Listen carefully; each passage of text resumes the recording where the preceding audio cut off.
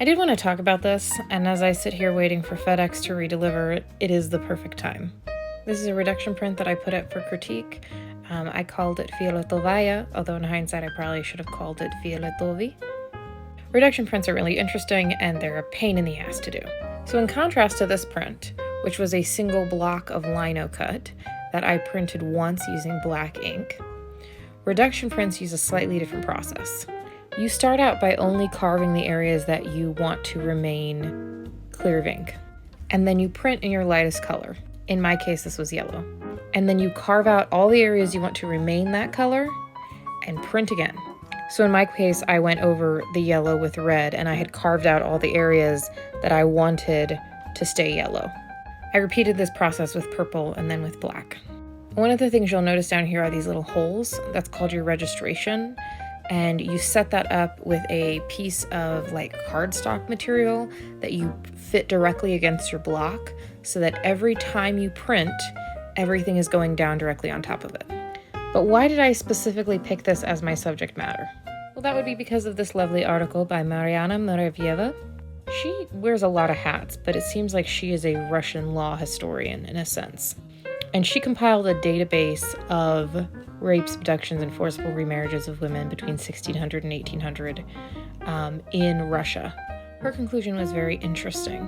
While rape, abduction, and forcible remarriage was illegal throughout this entire period, the rates of it really didn't go down until the crime was viewed as a violation of a woman's own personhood and not as a crime against her male relatives.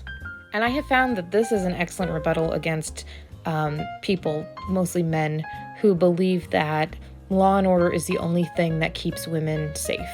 Yes, it does, but women have to be viewed as people underneath the law.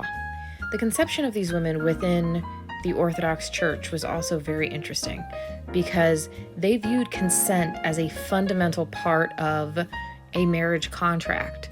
So if these women were forcibly taken away and forcibly remarried, they often viewed it as bigamy.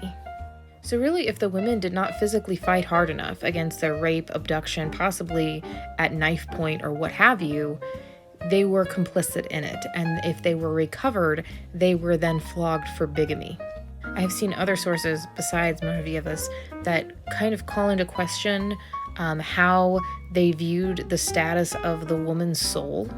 Suicide is not generally allowed in any branch of Christianity, but if you have conditioned a person to believe that through their own inaction, their soul is now forfeit, and they are tainted and tarnished by society, what are they going to do? All of that together came into this piece. We have here the violated Russian woman, wearing a traditional Russian skirt. I've used red on her back to speak to violation and possibly her flogging, and the dagger that we don't actually know what she's going to do with it.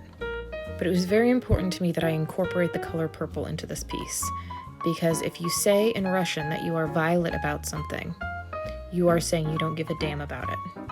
And that's what it came down to. No one gave a damn about the personhood of these women. And this is where I call into question calling this Fioletovaya and not Fioletovi. Fioletovaya is the feminine. It's implying that she is violet. Fioletovi is the masculine. It is the men who are violet around her. You'll also notice in comparison to the stages of the print, I ended up tearing down these edges considerably and giving it a rough decal. This is actually kind of bad form in printmaking because you can see, especially up here, that the paper has split. But I really wanted to convey that sense of violation. I hope you all enjoyed that. I'm going to be taking on printmaking as one of my mediums as an artist, so it's really important to me that I am technically proficient at it. But it's also very important to me that I can convey the ideas that I have well, because I don't really see my work as an artist as being removed from my research into things like the authoritarian personality and Russian history. Basically, I can't shut the autism off even when I'm doing art. Thank you for watching. Have a good day.